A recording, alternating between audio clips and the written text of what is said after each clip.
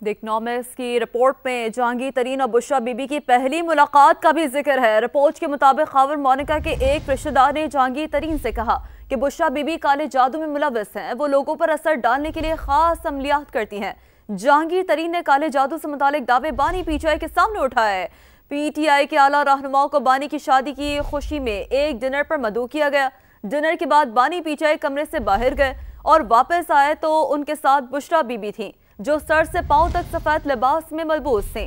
बुशरा बीबी ने जहांगीर तरीन से कहा कि मैंने ये सफेद कपड़े इसलिए पहने हैं ताकि आप मुझे काले जादू करने वाली औरत ना समझें। डिनर के बाद जहांगीर तरीन ने एक साथी से कहा कि पीटीआई में अब मेरा कोई मुस्तकबिल नहीं है। एक और रहनुमा ने कहा अब जो भी उन पर तनकीद करेगा वो पार्टी से फारिग होगा।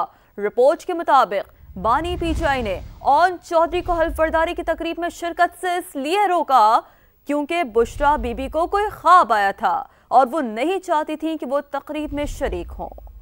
तो आपको अपडेट कर रहे हैं कि मजीद कुछ हक़ाइक़ हैं, मजीद कुछ अहम डिटेल्स हैं जो कि इस मज़मून में शाया हुई हैं, वो जैसे जैसे सामने आ रही हैं। द इकनॉमिस्ट की रिपोर्ट है जिसमें ये लिखा गया है, वाज़ेह तौर पर लिखा गया है कि जहांगीर तरीन और बुशरा बीबी की पहली मुलाकात का भी इस रिपोर्ट में, इस मज़मून में जिक्र है। रिपोर्ट के मुताबिक खबर मोनिका के एक रिश्तेदार ने जहांगीर तरीन से कहा कि बुशरा बीबी काले जादू में मुलव्वस हैं, वो लोगों पर असर डालने के लिए खास अमलियात करती हैं।